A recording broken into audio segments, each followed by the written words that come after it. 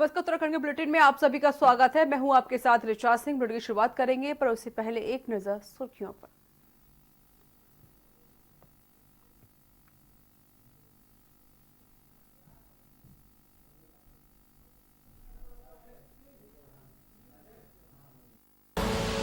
आप देख रहे हैं के न्यूज, खबरों का सारथी।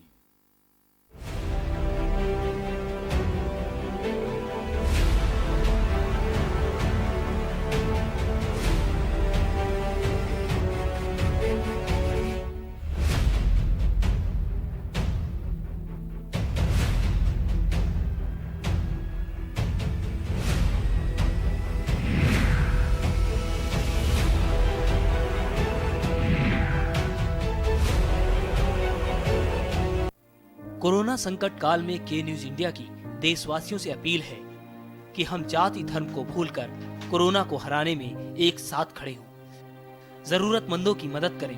कोरोना के खिलाफ जंग में हम अपना योगदान दें। हम सब मिलकर लड़ेंगे और मिलकर जीतेंगे।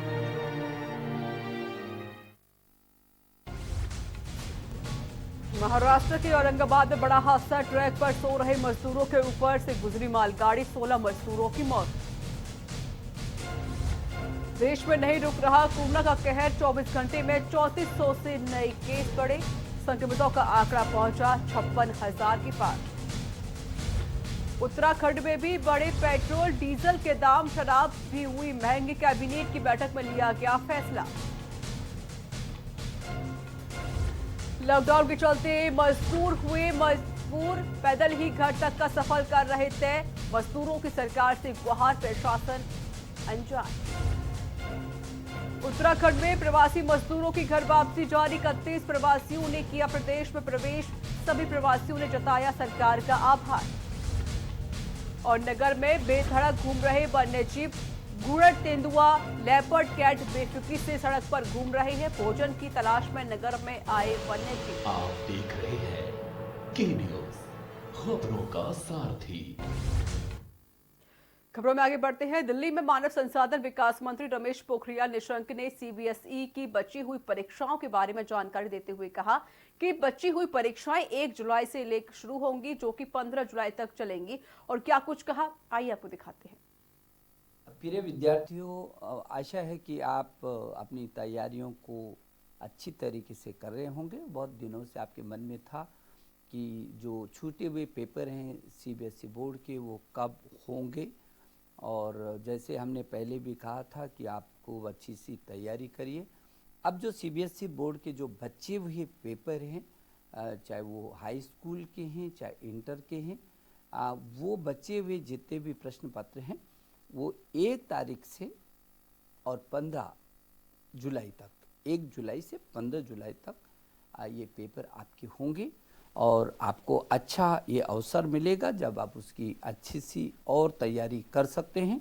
वैसे तो संपूर्ण भारत में जो इंटर के हैं वो मात्र 12 मुख्य विषय हैं, और जो मुख्य 12 विषय हैं उन्हीं पर इंटर का लेना है, जिसमें दिल्ली के जो हाई स्कूल पूर्वी जिले के जो छूट गए थे, हाई स्कूल के जो 6 पेपर छूटे थे, और जो 12वीं की कुल मिलाकर के पूर्वी जिले दिल्ली के जो परिस्थितिवश नहीं हो पाए थे, उनके लगभग 23 पेपर थे। तो वो भी ये सारे प्रश्न पत्र विषयों के, मूल विषयों के, ये 1 जुलाई से 15 जुलाई के बीच होना निश्चित है। मेरी शुभकामना है कि आप सब लोग बहुत अच्छे तरीके से पढ़ें, और जो बचे हुए पेपर हैं वो 1 जुलाई से 15 जुलाई के बीच सभी पेपर होंगे।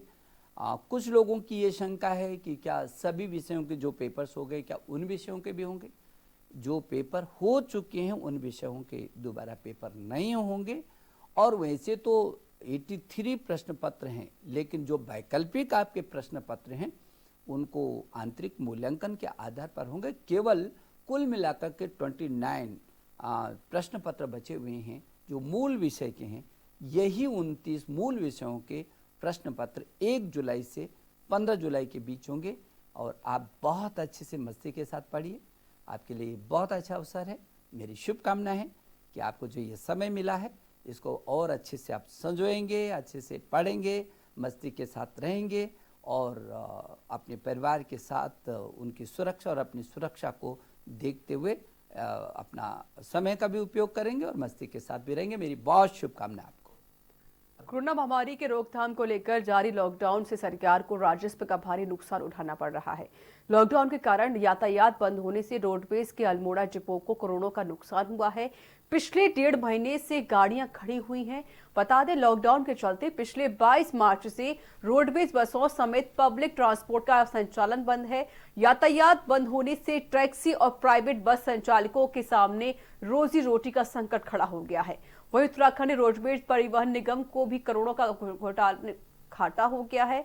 रोडवेज की ARMGS कथित ने बताया कि अल्मोड़ा डिपो के पास 47 बसें हैं। इनमें से रोजाना 5 लाख से अधिक यात होती हैं और इस हिसाब से अल्मोड़ा डिपो को करीब 2 करोड़ 64 लाख रुपए का आर्थिक नुकसान हो चुका है। उन्होंने बताया कि अभी तक बसों का संचालन बंद है। आजकल प्रवासियों को उनके घर तक छोड़ने के लिए 43 बसें लगाई गई हैं। इनमें से 24 बसें मैदानी क्षेत्रों के लिए, जो 19 बसें पहाड़ी क्षेत्रों में लोगों को छोड़ने के लिए मांगी गई हैं।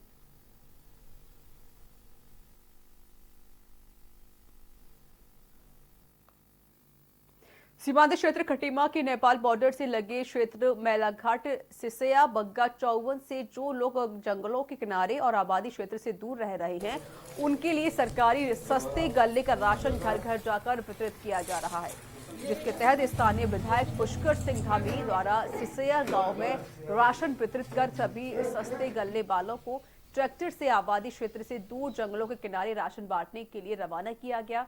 इस दौरान राशन वितरित करते हुए सोशल डिस्टेंसिंग का पूर्ण ख्याल रखा गया और आबादी से दूर रहे लोगों के लिए उनके घरों के पास 1-1 मीटर की दूरी पर बैठाकर राशन वितरित किया गया।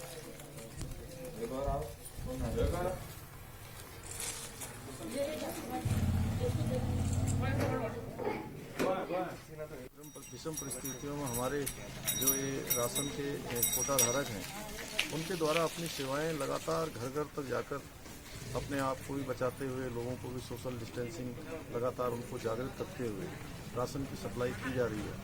और इससे बड़ा काम मैं समझता हूँ कि इस समय में कोई नहीं है कि सभी के घरों तक राशन पहुँचाने का हो रहा है। पूरे देश में लगे लॉकडाउन की वजह से सबसे ज्यादा समस्याएं लालकुआं के गोला नदी में फंसे श्रमिकों को उठानी पड़ रही हैं। आलम यह है कि अब इन मजदूरों के पास ना तो रहने के लिए छत है और ना ही खाने के लिए खाना। मजबूरी में मजदूर पैदल ही अपने गृह जनपदों के लिए रवाना हो गए हैं। वहीं लालकुआं गोला नदी में फंसे काफी संख्या में मजदूर पैदल ही घर को रवाना हो गए, जिसकी खबर ना तो शासन को है और ना ही प्रशासन को है।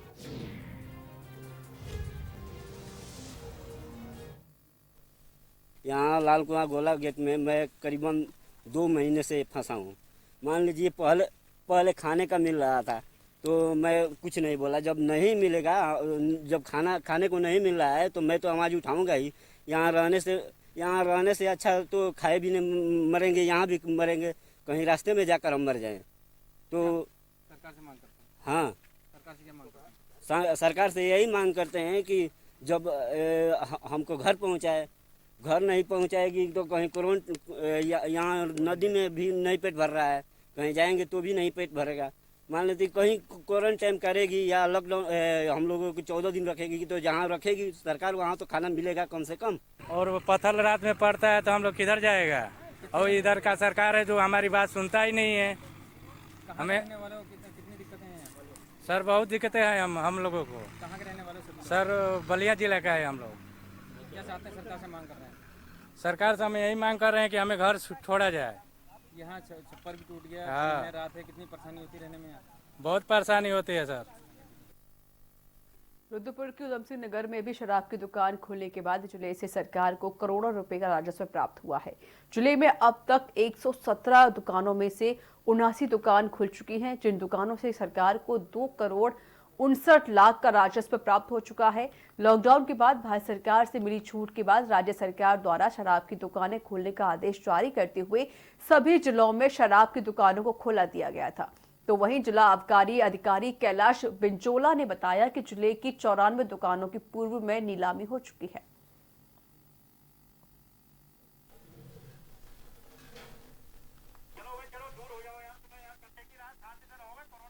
पहले दिन 53 दुकान ओपन हुई थी शॉप वाइन शॉप, और नेक्स्ट डे 75, और जो कल था कल 89 शॉप हमारी ओपन हुई है।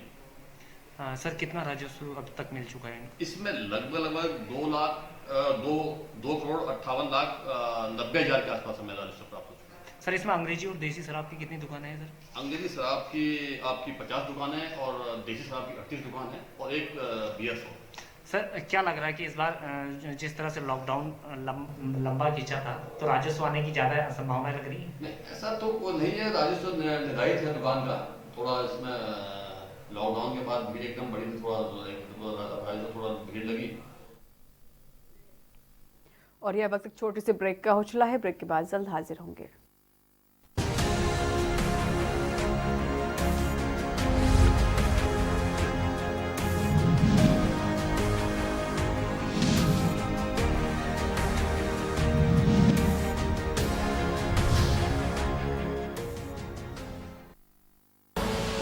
आप देख रहे हैं के न्यूज, खबरों का सारथी।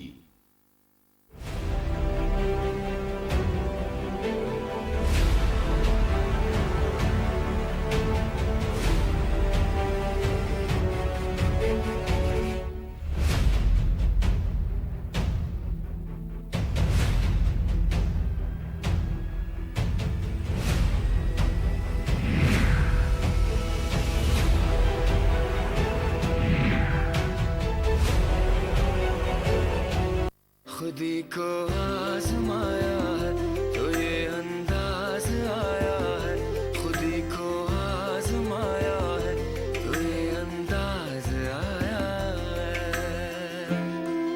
तुम में भी मैं हूं, शुद्ध प्लस पान मसाला। आप देख रहे हैं के न्यूज, खबरों का सारथी।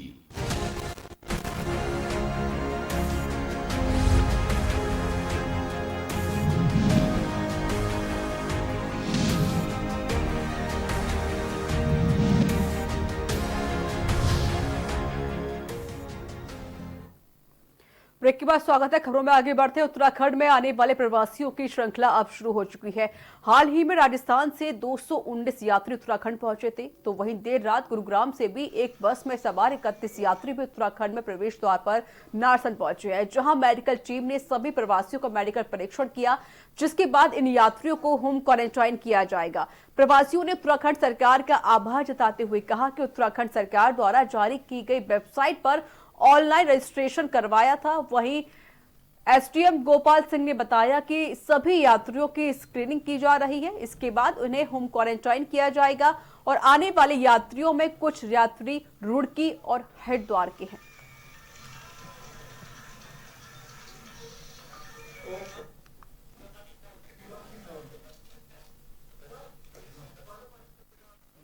31 लोग हैं जो गुड़गांव से आ रहे हैं और ये सारे हरिद्वार जनपद के हैं, कुछ रुड़की के हैं, कुछ हरिद्वार के हैं। तो आज ये यहाँ पे पहुँचे हैं उत्तराखंड सरकार के माध्यम से। इनकी अभी स्क्रीनिंग चल रही है। स्क्रीनिंग के बाद इनको अगर कोई भी सस्पेक्टेड नहीं निकलता है तो उनको होम क्वारंटाइन में रखा जाएगा। 14 है और मैं गुड़गांव में फंसी हुई थी। काफ़ी टाइम हो गया मुझे गुड़गांव में फंसे हुए। It's almost like more than 1 month मैं गुड़गांव में थी और मतलब हम लोगों ने रजिस्टर करवाया था उत्तराखंड की साइट पे।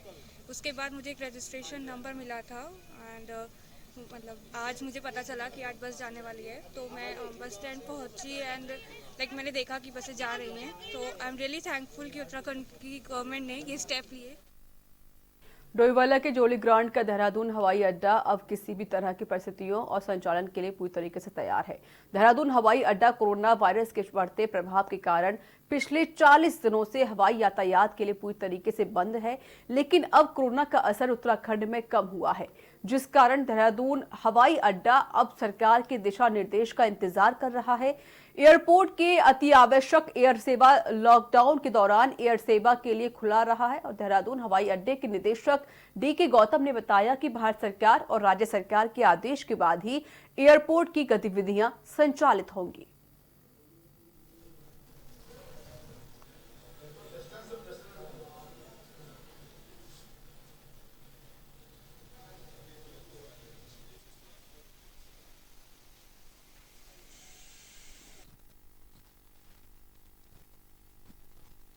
इसके लिए हमारे जितने भी स्टेक होल्डर्स हैं सबकी मीटिंग्स की हुई हैं।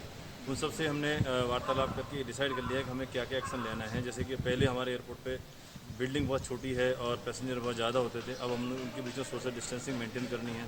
उसके लिए हमने सबसे डिस्कस कर लिया है। चेक इन काउंटर हैं या हमारे सिक्योरिटी एरिया हैं या हमारे एंट्रेंस गेट है या अराइवल है या बस में जिसमें जाना है वहाँ है या सीढ़ियाँ हैं, सब जगह के लिए। दूसरा, अंदर जो एयरपोर्ट के अंदर सुविधाएँ हमारी होती हैं कंसेशनर, जैसे कि आपकी चाय पान की दुकानें हैं या और रिटेल की दुकानें, उनको कैसे खोलना है, क्या करना है। नैनीताल में VD पांडे महिला चिकित्सालय में लघु निर्माण मरम्मत कार्य पहुंचे।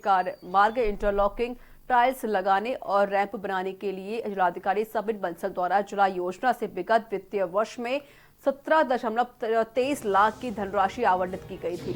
धनराशि आवंटित होने के बावजूद भी लोनीबी द्वारा कार्य प्रभाव नहीं करने के अधिकारियों ने गंभीरता से लिया है। जिलाधिकारी के आदेश के क्रम में उप जिलाधिकारी विनोद कुमार द्वारा लोनीबी के अधिकारियों के साथ VD पांडे चिकित्सालय का निरीक्षण किया गया।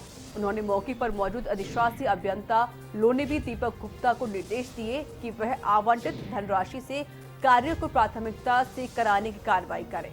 उन्होंने कहा कि मॉनसून सीजन से पहले निर्माण कार्य पूरे हो जाएं ताकि आने वाले मरीजों और उनके तीमानदारों को सुविधा हो सके।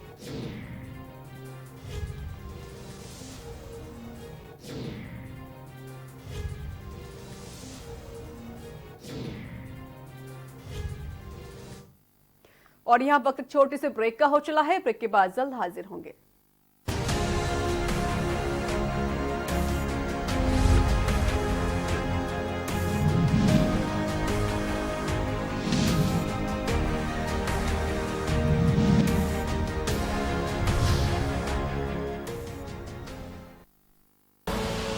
आप देख रहे हैं के न्यूज, खबरों का सारथी।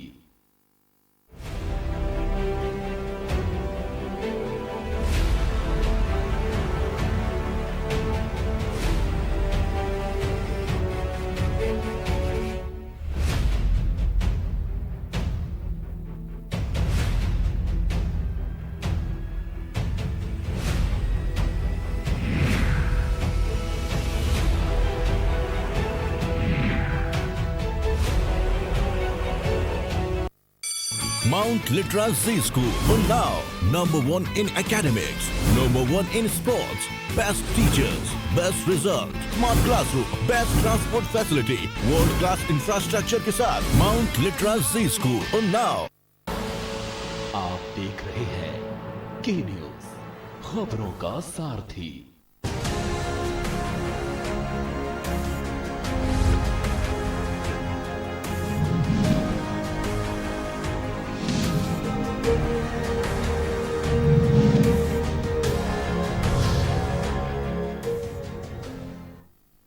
ब्रेक के बाद स्वागत है। खबरों में आगे बढ़ते, कोरोना वायरस के प्रकोप के बीच कांग्रेस अध्यक्ष सोनिया गांधी ने केंद्र सरकार पर सभी प्रवासी मजदूरों से रेल किराया मांगने का आरोप लगाते हुए अपनी तरफ से सभी प्रवासियों के लिए रेल किराया का खर्च उठाने का फैसला लिया है, जिसे लेकर कांग्रेस प्रदेश अध्यक्ष प्रीतम सिंह ने उत्तराखंड में मौजूद सभी प्रवासियों के रेल किराए का खर्च उठाने का जिम्मा लिया है, जिसके चलते कांग्रेस महानगर अध्यक्ष लालचंद शर्मा ने कहा कि सरकार को अपनी तरफ से रेल यात्रा का खर्चा नहीं लेना चाहिए।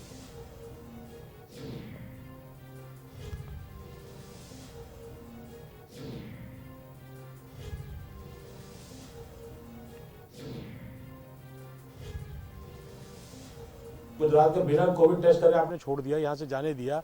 बाहर से जो है कई इस तरह के जो हमारे साथी हैं जो फंसे हुए हैं, कोई मैसूर में फंसा हुआ है, कोई बिहार के अंदर है, कोई गुजरात के अंदर है, उन लोगों को लाने की बात ही नहीं हो रही है। गुजरात से जो लोग लाए भी गए तो उन्हें राजस्थान उनके बॉर्डर पर छोड़ दिया, वहाँ पे उन्हें क्वारंटाइन टेस्ट के अंदर बंद कर दिया गया। तो ये बड़ी एक सरकार की जो विडंबना है कि वो किस तरह से काम कर रही है, ये हमारी समझ से परे है।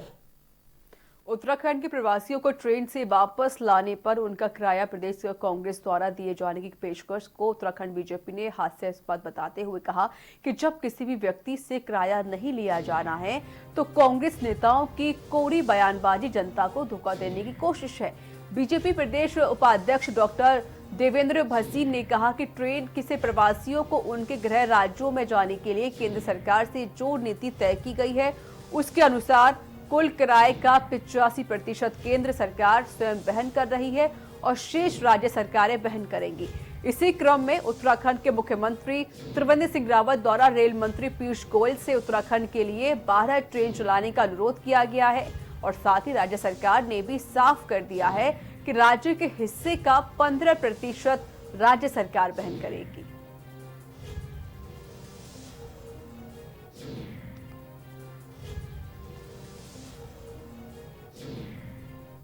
छात्र या अन्य व्यक्ति से कोई किराया नहीं लिया जा रहा है, बल्कि ट्रेन में उनके लिए खाने की और पानी की व्यवस्था भी की जा रही है। ऐसे में कांग्रेस ने केवल बयानबाजी की है। केंद्र सरकार द्वारा कुल किराए का 85% खुद वहन कर रही है और शेष 15% राज्य सरकारें उठा रही है और उत्तराखंड सरकार ने भी घोषणा की है कि वे सारा खर्चा 15% का खुद उठाएंगे। मोदी सरकार द्वारा जारी लॉकडाउन के तीसरे अध्याय में गृह मंत्रालय की तरफ से शराब की दुकानों को खोले जाने की अनुमति मिलने पर कांग्रेस पार्टी पूरी तरीके से नाराज नजर आ रही है। शराब की दुकानों के बाहर जनसैलाब लग जाने से कांग्रेस पार्टी केंद्र सरकार के फैसले पर विरोध जता रही है, जिसके चलते कांग्रेस महानगर अध्यक्ष लाल चंद्र शर्मा ने केंद्र सरकार पर निशाना साधते हुए कहा कि सरकार को सिर्फ पैसे कमाने की होड़ लगी हुई है। साथ ही उन्होंने कहा कि राज्य सरकार की तरफ से शराब पर कोविड टैक्स ना लगाया जाए, लेकिन कोरोना वायरस के टेस्ट को ज्यादा बढ़ावा देना चाहिए।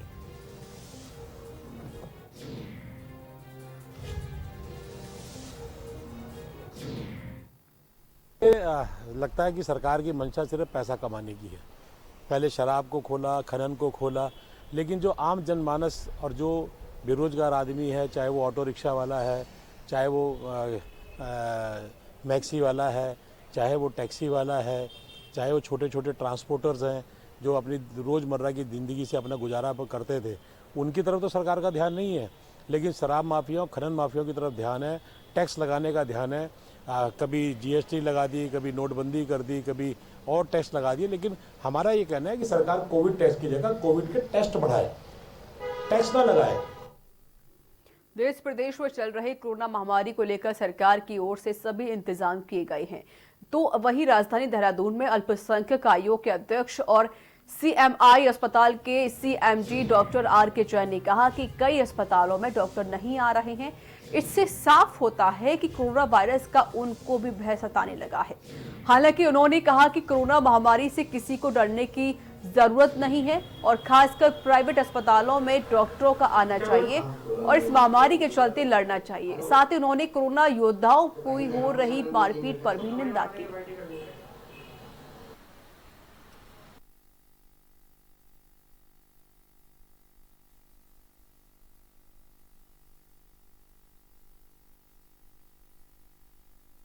लॉकडाउन से फ़ायदा डेफिनेटली हुआ है, एक बहुत बड़े स्तर पर महामारी को रोकने में मदद मिली है।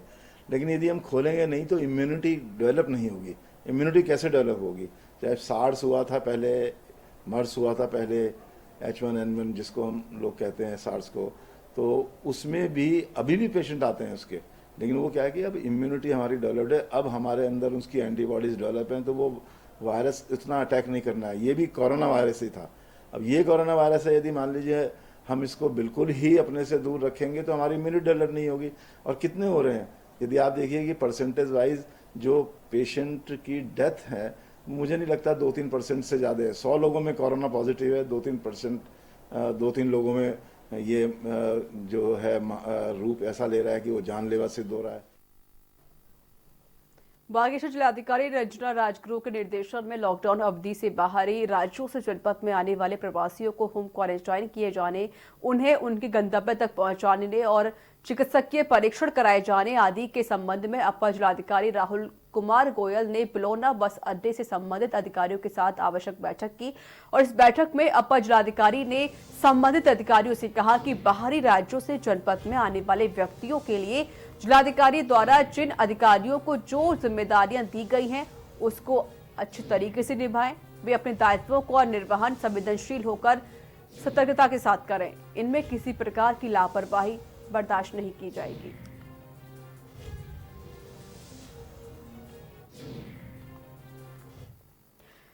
तो इसी के साथ उत्तराखंड के बुलेटिन में इतना ही। नमस्कार।